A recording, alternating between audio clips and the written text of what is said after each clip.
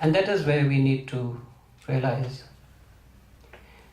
Last month, a report of a British company, Maplecroft, was put out. Although it's a risk analysis company which does risk analysis, and although the risk analysis was done from the point of view of the options or opportunities for business and investment in this region or the regions of the world, they did this risk investment analysis from this point of view, but still they found that this region is one of the most vulnerable in the entire world. They analyzed about 170 countries. Bangladesh was the most vulnerable country. India was number 2. Nepal was number 4. Burma was number 10. Pakistan was number 16. Sri Lanka was number 34 in 170 countries. Maldives, well, last year they had a cabinet meeting under C, so we don't have to talk much about it. Bangladesh would lose almost 50% of its land if the water rises 1 meter, and it is rising. And India has a coastline of over 7,500 kilometers, and a lot of agriculture and lifestyle and communities and even urban centers are dependent on it. I was looking at another, just to refresh, this was a report from 2008 done by UN, International Strategy for Disaster Reduction. And they had a grading of 1 to 10 on vulnerability. And they said Afghanistan is it has a vulnerability of number 8, which is high. And the vulnerability is for drought, glacial melt, flash flood, and landslides. Bangladesh is number 9 vulnerability. Cyclones, storms, reduction of mangroves due to salinity, loss of natural barriers, heavier flooding leading to more crop loss and displacement and inundation. Bhutan is perhaps the best among these at 6. Glacial lake outbursts, increased drought-prone episodes, drought and landslides.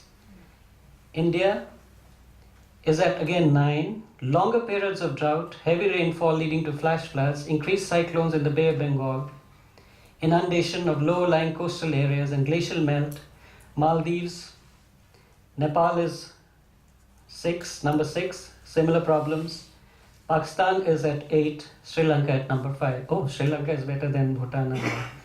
But anyway, what to say is, the idea to say is,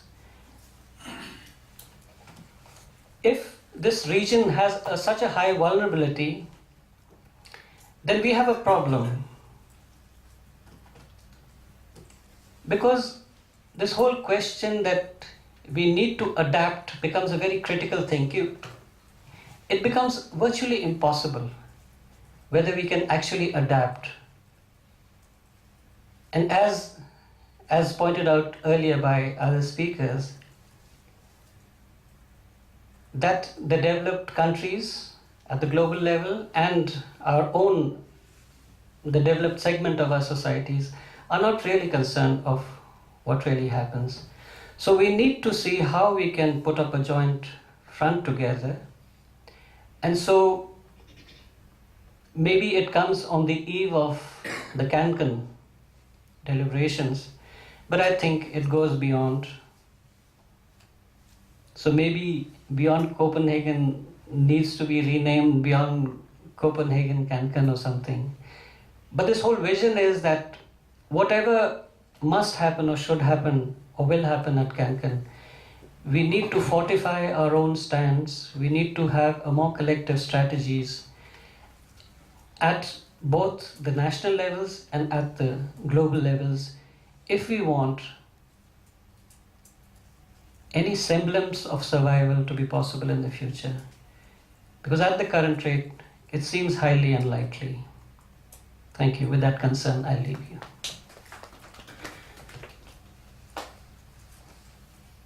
Any questions? on three very important presentations from three different countries of South Asia.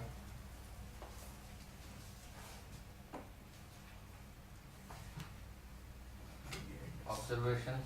One clarification now, about 2 days back You in can the use the mic. our It's being tape recorded. Tape हो रहा है इसमें? Yeah, there's a tape. So you have to speak your name again. In yes, the screen. my name is Prabhat Kumar from Sri Lanka.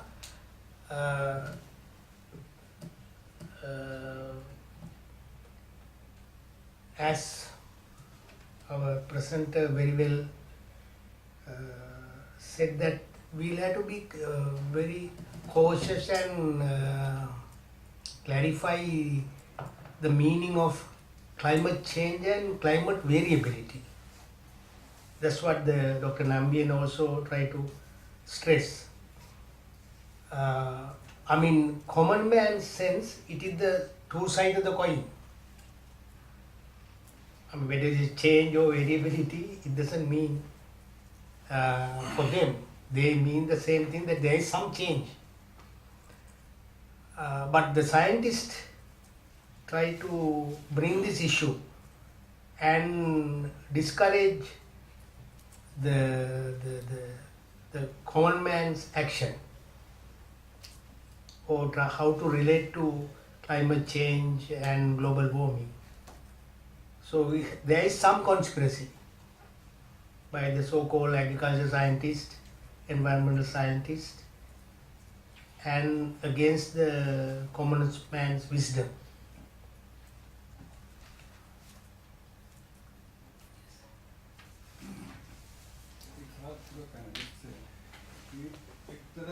Just a moment.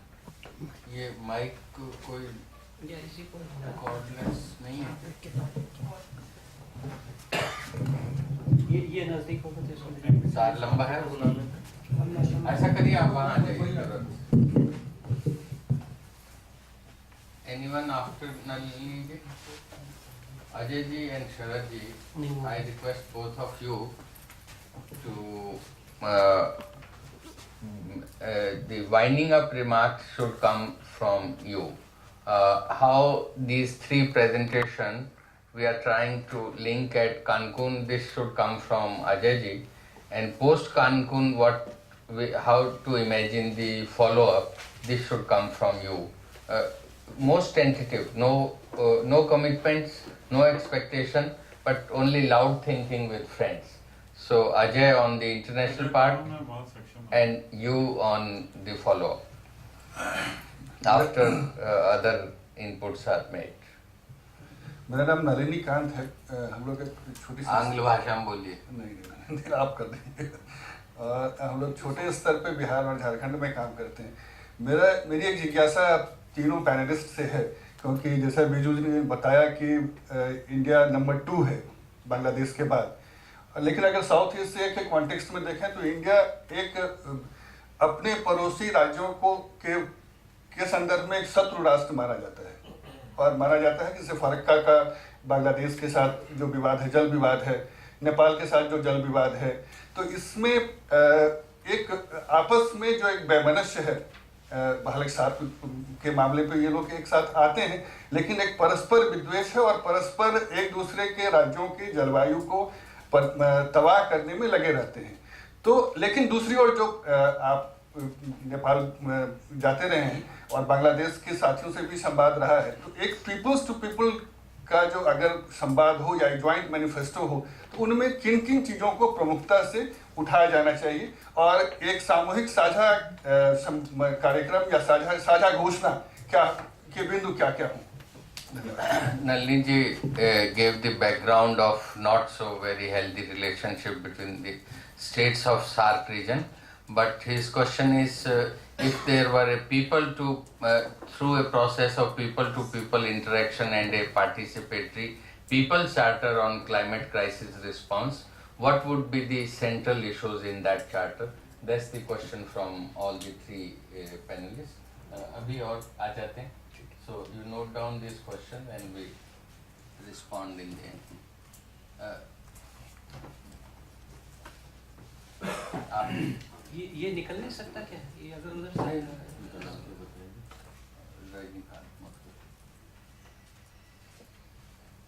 इनके बाद anyone? I am Rajnikant Mudgal. My question is to Prabhat ji.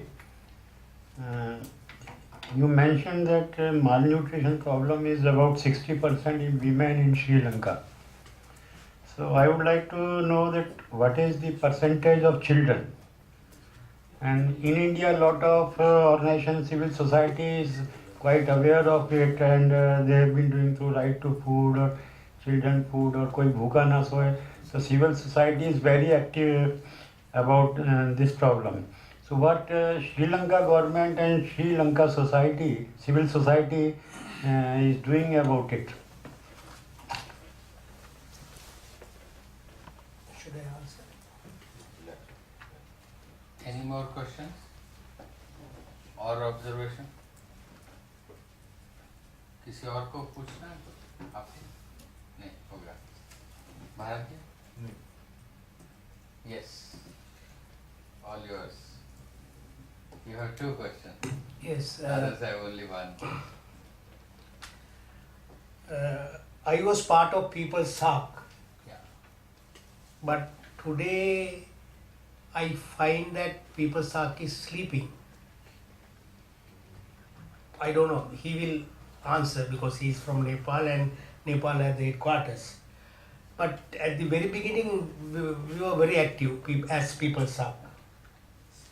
Which one is sleeping, SARC or People SARC? People's SARC. Okay. SARC is also sleeping.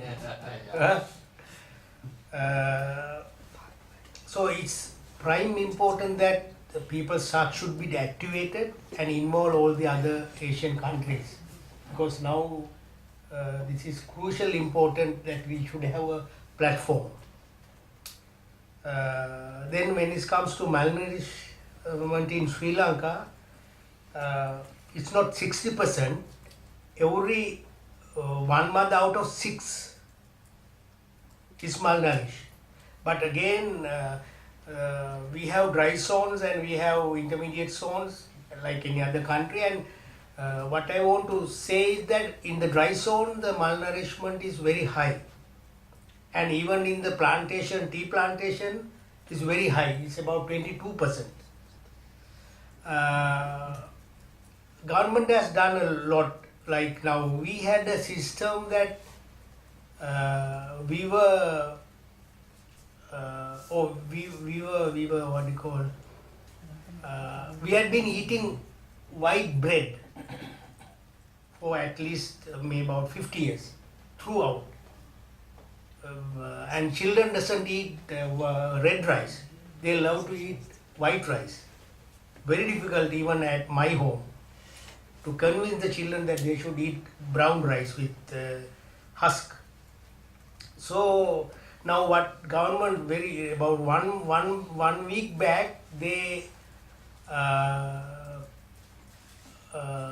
issue a gazette notification that no schools can entertain products out of white flour.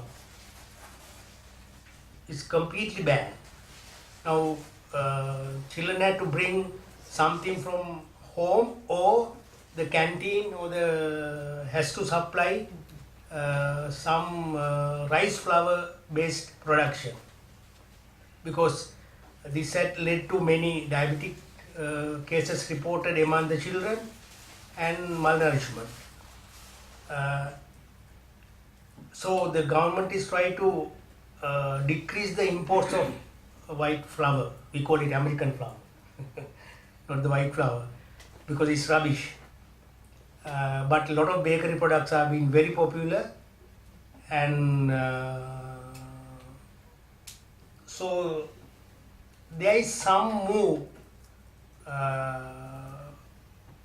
by the government, by the Department of Education, to attending to the needs of the school children in the long term basis. So that is the situation. Thank you. And just a moment. The other question was, what would be the central issues if we were to formulate a people's charter on climate crisis response? I have noted about 5 to 6 things. Now, first thing, as civil society organization, Just mention those issues. yes, You don't have to elaborate. more and more best practices in our own countries. Okay. And we have to have more and more role models as civil society leaders, which is lacking in Asia. Very few, I mean, there are 3,000 NGOs in Sri Lanka. I mean, I can count 10 NGOs who fulfill the aspiration of the real people's needs. So, I mean, it's very common to Bangladesh, very common to Nepal, very common to India. And it's prime important that national networking is very important, and regional networking and international level networking in the common issues and like-minded NGOs. So those are the proposed from my point of view. Okay. Thank you. Balramji, salient points in the People's Charter. Just I will go on, whatever our friend Yeah. Nalini Kantaji raised the question. Why not, solidarity, why not network between South Asian country? And what we also talked about People's Sarc. People's Sarc, the practice of People's Sarc was basically started from 2007. When the SARC conference was held in Kathmandu, we formulated that why not People's Sarc. Then we tried for that. In Kathmandu, more or less it was a little bit success, because a great voice was there, and being the same conference in same country, we did well in that part, and one memo was forwarded from the people's voice. This was impressive. After 1 year, we started it in Sri Lanka, but Sri Lankan government's character was little bit I don't want to blame Sri Lankan government, but little bit autocratic. They don't hear the voice of the people, and they don't allow to coin the People's Sarc. Then it little bit changed due to country situation. People's Assembly for South Asian, like that, it was coined. And some activities were there, and one memorandum were successful forward in SARC office. After that, it held in Bhutan. That there is no doubt that there is autocratic kingship, and they didn't allow to enter Bhutan to civil society's representative, saying that Bhutan is small country, we have no hotel, we can't manage all these things. They announced, and we are not able to went there. That's why we thought it will better to do some program in India from the people's side, and one program was held. Perhaps this hall was also used in last year. And anyway, we are not strong in people's part. Just when positive signings are growing. We are thinking we should be unite, we should go ahead. This is the positive part. And as a responsible person of People's Sarc, please join the hands with this, and make it strong. For the next question, whatever chair is calling for, that's I think networking building and awareness campaign. Just Biju told said what he said. Most of us, we don't know what is climate change. We are in saying frankly and honestly, I am grassroots worker. I sometimes go to the patient, I do interact with them, and what they say, they don't know what is climate change, what is global warming, what is global warming. Well, they have community have wisdom. Before 12 years, such thing happened, and same thing is repeating here. Like that they do, and how to check, how to control. They have a lot of ideas, but they have no idea about present situation. Therefore, one great awareness campaign should be created for the people, and we have to pressurize. We have to pressurize for the authority to take a stand. Just informal talk was held with Vijay Pratap ji in tea break time, and I told him that without political intervention we can't do anything. For that part, government should be people's government. Government should be people's government. People have right to speak, right to organize, and right to all these things. Means democracy should be there. For India and maybe for Nepal, it is little bit easy to exercise people's activity. Why? Democracy is there. For Bhutan, we can't imagine about Bhutan. We can't even imagine about Afghanistan. We can't imagine about Pakistan also. Why such things is there? So we have to strengthen democracy in the country. If such thing happen, we can organize, we can make plan, and we can do all the things. Thank you.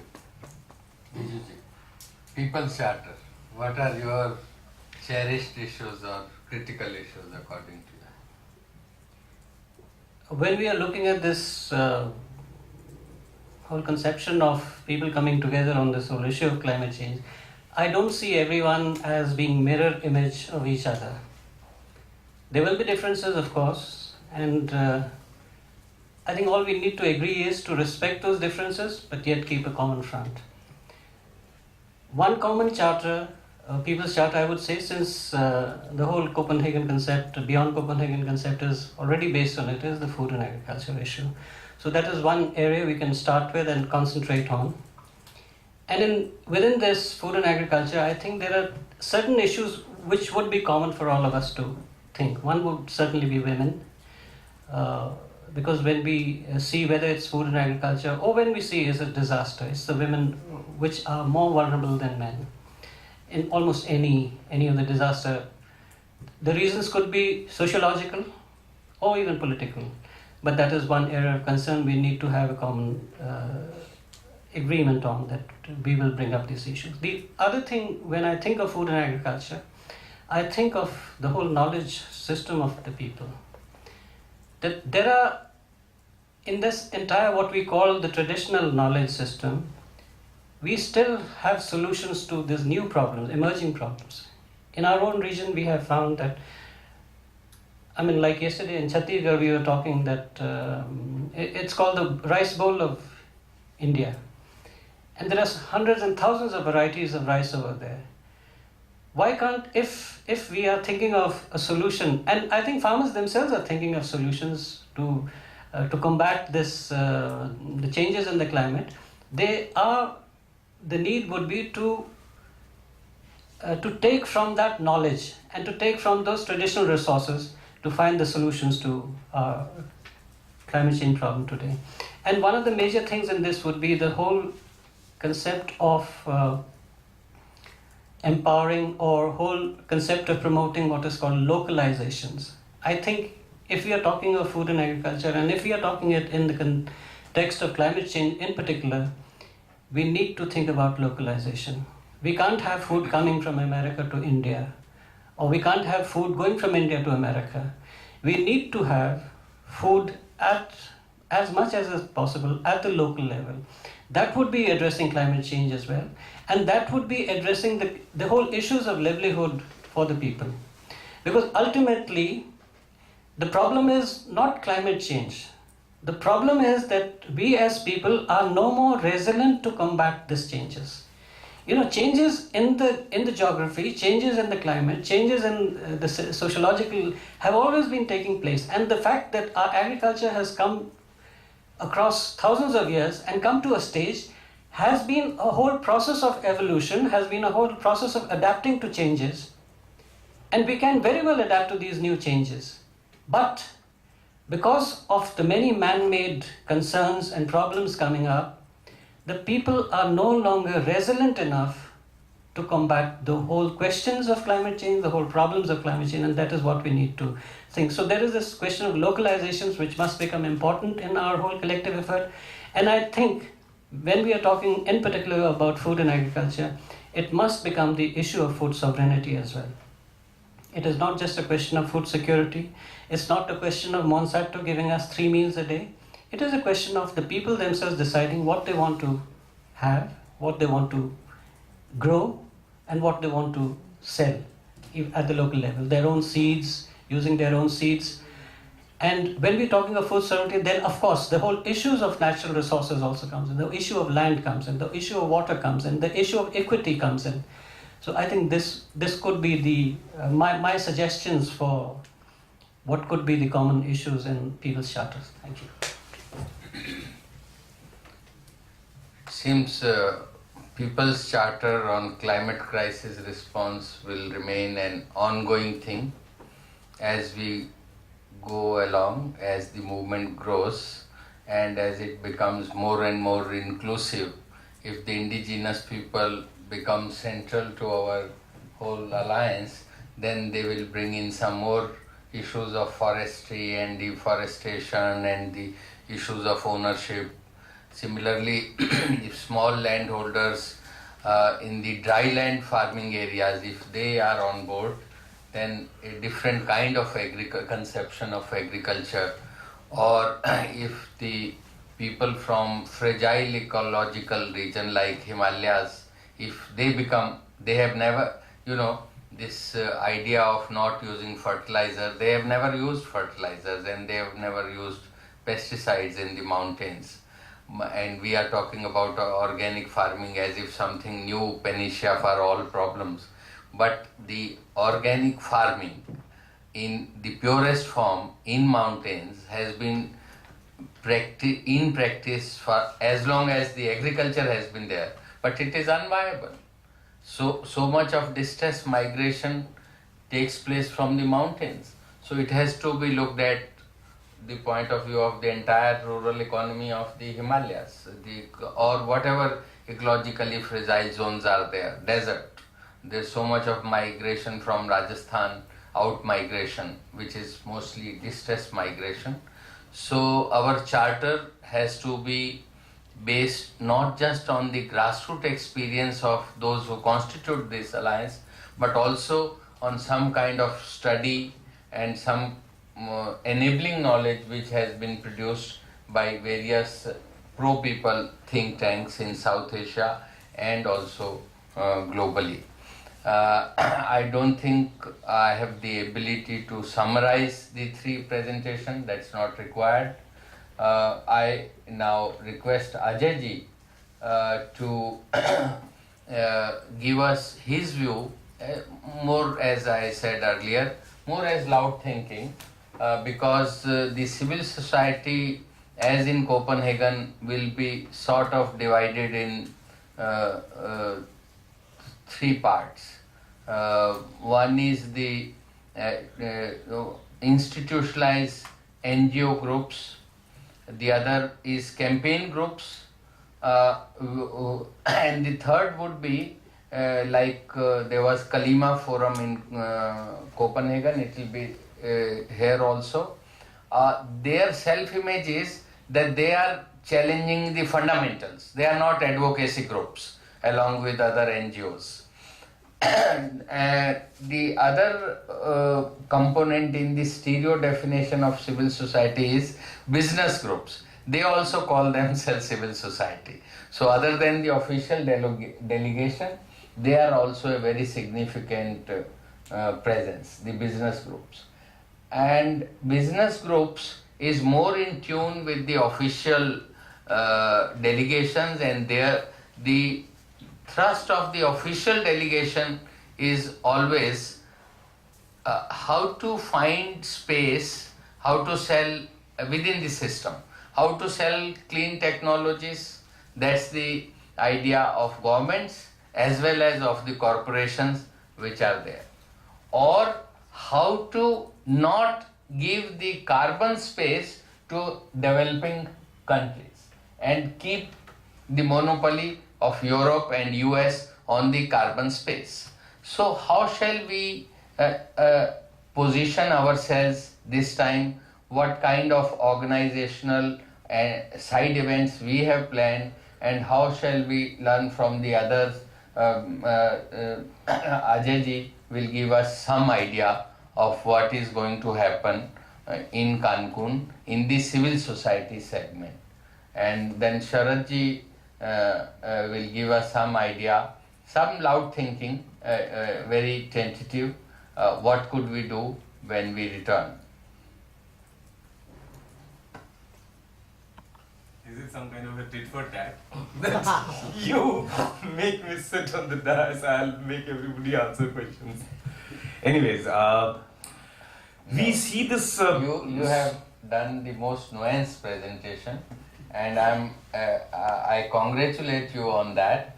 With so much of logistical and managerial responsibilities, you are able to follow it to the smallest comma, full stop, dot. I am very happy and I am very proud as part of the group that you are able to do it, and you should educate us. I am not saying it with any tit for tat sense. It's a genuine appreciation of your work, and we must all learn from that. Yeah, thanks a lot. We see this consultation as a small step towards putting up a greater collaboration among civil society organizations, to begin with in South Asia and also in other parts of the world. This might be a very small step in that direction, and we just have to just two people from other South Asian countries, Prabhaji from Sri Lanka and Balramji from Nepal. But this small beginning can be extended to, I think, quite large proportions, and we need to connect with other people and other groups in your countries and how they are approaching COP16 and what are the kinds of demands that they have been asking for in their own countries, both in terms of national policy development and also in terms of international negotiation. We may have exchange of access to official delegations from other countries. I am not sure whether how many of us are going together to the COP16 yet. I am not sure about the plans of Prabhaji and Balramji. We have little idea, but not very sure of whether we'll be able to go together as a group or a larger coalition. But even within that uncertainty, we can have efforts to link up the interventions and strategies of beyond Copenhagen with other groups in Sri Lanka and Nepal and also in other parts of the world. So the idea is to have a greater access to civil society organizations in different countries, and also to be able to reach their official delegations and media. Not only in the South Asian countries, but I believe that civil society organizations in all parts of the world have similar concern, and all of them have been asking similar questions and seeking similar solutions. So not only in your own country, but also in terms of having partners in different parts of the world, we can be greatly benefit from experience of each other and linkages and networks of each other. As far as this particular COP16, which I still consider a very small part of the total scheme of things, what we have planned is that we'll be participating in a adaptation conference at The Hague on 25th of November, and any of you who know anybody who is around that part of the world in that time, this is the 4th adaptation conference which is being organized by civil society organizations in Holland, and also supported by a number of ministries in Holland. So it can be a good place to be before you leave for Cancun, in terms of our own education or in terms of connecting with other people who will be going to COP, and also people who might not be going to COP but can be very helpful in terms of cross exchange of information and best practices and networking linkages. 26th, we are having a small informal discussion at Amsterdam itself. In that also, most of the partners who will be traveling, almost all of the partners who are traveling are welcome. We are also getting in touch with people and partners from countries like France, Germany, maybe a couple of them from UK, will be able to participate in that. We are still not very sure about their travel plans because the thing is that 28th COP is beginning on 28th, and by the time we are planning to organize this consultation, most of the people would have already left for Cancun. At Cancun, this time we will be focusing more on interaction and access to official delegations of some of the countries, not only South Asian but through other European partners also, and how we can interact with them and emphasize concerns of South Asian community and also civil society organizations in India. Besides official delegations, we are also targeting to have some kind of formal, informal, whatever is possible, discussions with media, primarily Indian media and also global media. Last time we could not avail of the opportunity of calling few press conferences, which is quite feasible in conferences like these. So we definitely look forward to take that opportunity within our scheme of things. Besides, Sharadji and also other partners have been in constant touch with Christian groups in Germany and other parts of the Europe, and also as a part of AfroDev network, and we are also exploring some kind of collaboration with them in COP16. The least can be that we call them in our side events and they call us in their side events for education and for discussion, etc., etc. One side event till now is final. On 30th, we are having a side event on smallholders, agriculture and climate change, and almost the issues that we have talked about here are mainly in the context of small and marginal farmers and climate change, agriculture and food security. So they are going to be there also. A little difference might be with the presence of speakers and resource person from other groups and countries. So one is that. One side event we are still not very sure of because the allocated date for that side event is 10th of December, and we might not be able to avail that opportunity to conduct that side event, but we are hopeful of swapping that side event with any other side event which allows us to conduct and hold that discussion before we leave on 6th. That is the plan for COP as far as I am informed, and we have talked about it. But there is a whole lot of effort that needs to be taken collectively and also separately after COP. I would say that from our last year's experience, the most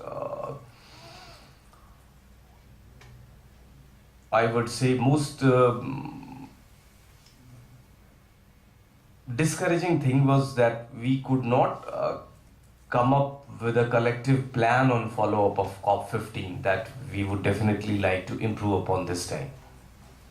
So That's very important. yeah, I would end with that, and if anybody wants to add anything, because I think that the planning and discussion and how we are approaching COP and what are the events in run up to the COP has been open and shared with almost all of us. So if anybody wants to add anything, they are most welcome.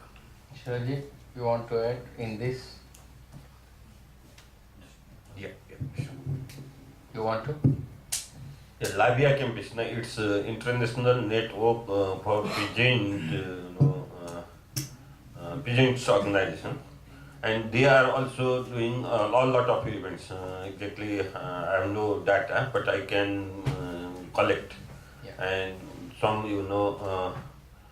joint action with them also is possible, and we can coordinate in that part. Very good. From just check, I think Mr. Ajay Dikshit from Nepal is joining the Hague Adaptation Conference, and he has written a very comprehensive paper on that. but we have to check. Now, मुझे लगता है कि समय के हिसाब से अपना अगर अगला सत्र चालू करें तो वो ठीक है। 4-5 मिनट। उसके बाद भी तो रहेगा ना थोड़ा मौका, आप जैसा मतलब वो भी सब लोगों का घड़ी अपनी थोड़ा सा वो उससे अगले का पर्सपेक्टिव भी बन जाएगा ना। आई मौन व्रत नहीं रखा है ना जी। आप ऑप्शन है, आप नहीं बोलेंगे तो फिर यहाँ से बोलना पड़ेगा। नहीं, इन लोगों को भी सुन लेते हैं ना अलग अलग प्रदेशों की बात। हाँ, तो वो आप ही के बात वो लोग बोलेंगे। मुझे लगता है कि जो हमारे लिए दुर्भाग्य से हम सब लोग थोड़ा सा मानसिक रूप से इवेंट पे बहुत ज़्यादा फोकस करते हैं, और चाहे वो बीजिंग की प्रोसेस हो या रियो डी जेनेरियो की हो या कोई सस्टेनेबल डेवलपमेंट का हो, हम सब लोगों की कोशिश ये होती है कि हम इवेंट पे बहुत ज़्यादा फोकस करते हैं। और कुछ दाता संस्थाओं की भी मेहरबानी होती है कि हम लोग कोशिश ये करते हैं कि उनके साथ जोड़ के उस इवेंट के लिए पूरे देश में एक वातावरण बनाएं, और वातावरण बनाने के साथ साथ हम सब लोग अपनी पूरी ऊर्जा उसमें लगा देते हैं। शायद ज़रूरी है कि हम उस जो इवेंट वाली मानसिकता से उभर के प्रक्रिया वाली मानसिकता में आए। अगर हम अपने देश की स्थिति देखें तो हमारे जो राष्ट्रीय स्तर के जितने भी प्लेटफॉर्म हैं उनकी स्थिति बहुत कमज़ोर होती जा रही है। हम सब लोग भी उसमें उतने ही सक्रिय रहे हैं जितने आज इस प्रकार के आयोजन में रहे। तो ये कहना कि वो बहुत निष्क्रिय होगा और ये बहुत सक्रिय है, उसमें अगर कमी है तो उन सब के लिए भी हम लोग दोषी हैं। और इसका कारण ये रहा है कि हम लोग ज़्यादातर उन एजेंडाज को उठाते हैं जो अंतर्राष्ट्रीय स्तर पे जिसके लिए संसाधन उपलब्ध हैं, जिसके लिए अगर राशि उपलब्ध है तो वो हमारा एजेंडा हो जाता है। जबकि अगर हम इन पूरे साउथ एशिया की दृष्टि से देखें तो साउथ एशिया में इतना रिच एक्सपीरियंस हो गया है कि हम लोगों को अपने संसाधन खुद जुटाने की तैयारी करनी चाहिए। और चाहे वो कनकुन हो, चाहे कोपेनहेगन हो, या इस प्रकार के जितने भी हों। शायद एक प्रदर्शन बहुत अच्छा हम लोगों ने मुंबई में वर्ल्ड सोशल फोरम के समय किया था, जिसमें दाता संस्थाओं की भी भागीदारी रही थी, लेकिन देश के संगठनों ने अपनी शक्ति का प्रदर्शन किया था और बिना कोई बहुत बड़ी राशि के एक बहुत मजबूत उदाहरण हमने पूरी दुनिया के सामने रखा था। तो ऐसा नहीं है कि हम लोग नहीं कर सकते। और जो हमारे पड़ोसी राष्ट्र हैं या पड़ोसी राष्ट्रों में जो भी स्वयंसेवी काम हो रहा है, उनकी भी हम लोगों से बहुत सारी अपेक्षाएं। एक तरफ जहां हम लोग काम करते हैं तो हमेशा भारतीय मानसिकता ये है कि हम लीडरशिप लेते हैं, हम डोमिनेशन भी करते हैं, और उससे हम अनजाने में अपने बहुत सारे आलोचक या दुश्मन इकट्ठे कर लेते हैं, इस सेक्टर में भी और दूसरी जगह भी। अगर हम सारे इवेंट पे देखें तो हम लोगों की उपस्थिति साउथ एशिया की बहुत अच्छी है, लेकिन साउथ एशिया का कोई कलेक्टिव काम हुआ वैसे उदाहरण बहुत कम है। अगर भारत के प्रतिनिधि भी हम कनकुन कोपेनहेगन का उदाहरण देखें तो कोई गांधी टोपी लगा के भी आए, कोई खादी के कपड़े पहन के भी आए, कोई अलग अलग रंग के दुपट्टे लगा के भी आए, लेकिन उन सब का कोई साझा प्रयास हो ऐसा उदाहरण हमको देखने को नहीं मिला। और उस सारी चीजों में दाता संस्थाओं की भागीदारी भी और ज्यादा हो जाती है कि एक ईडी का डेलीगेशन है, एक क्रिश्चियन एड का डेलीगेशन है, किसी मिजोरियो का डेलीगेशन है, तो हमको अनजाने में और ज्यादा विभाजित कर दिया जाता है उस प्रकार की प्रक्रिया में। तो जो हमारी ऊर्जा है, जो हमारी ताकत है, हम शायद प्रोजेक्ट मानसिकता में ज्यादा चले जाते हैं, और जितना हम लोगों ने काम किया है वो काम उतना मजबूती से अंतर्राष्ट्रीय मंच पे नहीं रख पाते हैं। अगर हम सब कुछ देखें कि जो हमारा राष्ट्रीय स्तर पे संवाद होना चाहिए, सार्क का भी अगर हम थोड़ा सा देखें तो सार्क में पीपुल्स इनिशिएटिव जितना भी है उसको भी कुछ संगठनों ने हाईजैक कर लिया है। क्षमा कीजिएगा अगर कोई कड़वी बात लगे, तो उसमें क्या हुआ है कि अगर किसी एक दाता संस्थान है, उसमें बहुत सारे ऐसे मित्र हैं अपने, चाहे वो सेब से जुड़े हुए हों या किसी और संगठन से जुड़े हुए हैं, थोड़ी सी राशि आई और उस राशि पे कुछ लोगों का हो सकता है ये आरोप हम पे भी लगे कि बियॉन्ड कोपेनहेगन में कुछ राशि आई और उस पे कुछ लोगों का कब्जा हो गया, लेकिन हम लोग उसको तोड़ना चाहते हैं। ये अगर थोड़ी सी भी राशि आई तो उसको किस तरीके से हम लोग ज्यादा लोग अच्छे से काम कर सकते हैं, और हम केवल राशि इसलिए न स्वीकार करें कि उनके एजेंडा को क्रियान्वित कर रहे हैं। और दुर्भाग्य से ये रहा है कि अभी तक जितने भी प्रयास हुए हैं हम कहीं ना कहीं किसी और के एजेंडा को ज्यादा क्रियान्वित करते हैं। बियॉन्ड कोपेनहेगन का एक प्रयास ये रहा है कि ये किसी के द्वारा मतलब तय नहीं किया गया, हमने नेगोशिएट किया है, हमने अपनी बात को मजबूती से रखा है। इसमें इस प्रकार के लोग इकट्ठे किए हैं, चाहे वो अगर गेरुआ कपड़ा भी पहनते तो उनको भी शामिल किया और हरे कपड़े वालों को भी शामिल किया। हमने किसी प्रकार का कोई भेदभाव नहीं रखा, क्योंकि अगर हमको अपनी ताकत दिखानी है तो हमको सब लोगों को, लेकिन हमको ऐसा लगा था कोपेनहेगन में कि जो हमारी ताकत है वो ताकत हम अपने देश के अगर देखें तो सार्क में बहुत सारी चीजें, अगर हम जलवायु परिवर्तन की बात करें तो हमको अफगानिस्तान से लेके पूरे अगर मालदीव से भी अगर चालू करें तो ये सब चीजों को बहुत टुकड़े टुकड़े में नहीं देख सकते, सब इतनी ज्यादा इंटरलिंक्ड है कि अगर हम इंडिया में क्लाइमेट चेंज की बात कर रहे हैं तो हमको बिना नेपाल बिना बांग्लादेश के और सब नहीं करना पड़ेगा। दूसरा, हम सब लोगों के आपसी रिश्ते जिस प्रकार से देशों के हो रहे हैं, बांग्लादेश से अगर हम गैर कानूनी तरीके से चाहें तो आज 50 लोग यहाँ शामिल हो सकते हैं, अगर कानूनी रूप से चाहें तो उनको 15 दिन का समय चाहिए वीसा लेने के लिए। तो अभी जो हमने बांग्लादेश के साथियों को आमंत्रित किया उनका मैसेज यह है कि उनको अगर वीसा लेना है तो उनको 15 दिन का इंतजार करना है। वही स्थिति हमारी भी है कि अगर हमको वहां जाना हो तो हमको भी अगर निमंत्रण मिलता है तो हमको वहां पहुंचने में अगर हम औपचारिक रूप से और सरकारी व्यवस्था से जाना चाहें तो संभव नहीं है, गैर सरकारी तरीके से जाना चाहें तो बहुत कुछ संभव है। ये सारी चीजें जो हो रही हैं उसमें कुछ लोगों को एक ये उपजाऊ भूमि दिख रही है। फिलीपींस से बहुत सारे संगठन ऐसे आए हैं जिनको ऐसा लगता है कि साउथ एशिया एक पोटेंशियल जगह है जहां पे प्लेटफॉर्म बनाए जा सकते हैं और उनका झंडा गाड़ा जा सकता है। ये स्थिति और भी हमारी एशियन कंट्री की हो रही है। और साउथ एशिया में इतना मतलब हम जितने भी, चाहे नेपाल की बात हो, श्रीलंका की बात हो, हम सब लोगों का अगर कास्ट बेनिफिट एनालिसिस करें तो बहुत छोटी छोटी राशि में बहुत बड़े बड़े आंदोलन हम लोगों ने खड़े किए हैं। अगर उसकी तुलना एशिया के दूसरे देशों से करें तो अगर वहां पे जिस तरीके से डोनर ने डंपिंग किया है फंडिंग का, तो हम लोगों की ऊर्जा बहुत सारी चीजों में हमने बहुत कम राशि में भी बहुत सारा काम किया। लेकिन ये जो नेटवर्क वाला चलन चल पड़ा है, नेटवर्क में जो मठाधीश खड़े हो गए हैं हमारे ही सेक्टर के, तो हम बहुत सारे कामों को, जैसे अब सरकार के स्तर पे हमारी अगर समाज होना है तो उसमें हम लोग अभी बहुत मजबूती से सफल नहीं हो पाए अगर हम भारत की बात करें। और चाहे वो किसी भी मतलब अगर हम थोड़ा सा, जैसे आज भी हमारा प्रयास ये है कि हम सांसदों के साथ बात नहीं करेंगे तो ऑफिशियल डेलीगेशन को इन्फ्लुएंस नहीं कर सकते। अगर हम लेजिस्लेचर के साथ बात नहीं करेंगे तो हम प्रदेशों की सरकार पे दबाव नहीं बना सकेंगे। अगर हम मीडिया मित्रों के साथ बात नहीं करेंगे तो हम कितना भी अच्छा काम कर रहे हैं उसकी जगह नहीं मिलेगी। अगर हम पॉलिसी मेकर के साथ बात नहीं करेंगे तो जो हमारे छोटे छोटे प्रयास हैं वो नीतिगत बदलाव में नहीं जा पाएंगे।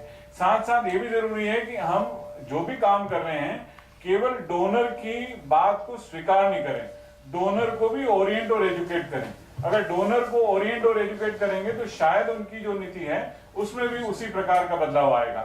इसलिए बहुत जरूरी है कि बियॉन्ड कोपेनहेगन में जो भी लर्निंग अभी तक की रही है, अगर हमारी पुरानी लर्निंग हम देखें तो हमने एक साल में जितना कुछ काम किया है उसमें जोड़ने का काम ज्यादा किया। हमने बहुत सारे ऐसे लोगों के लिए जगह बनाई जो वैचारिक रूप से अगर सहमत नहीं भी हैं तो उनके लिए जगह बनाना पड़ेगी।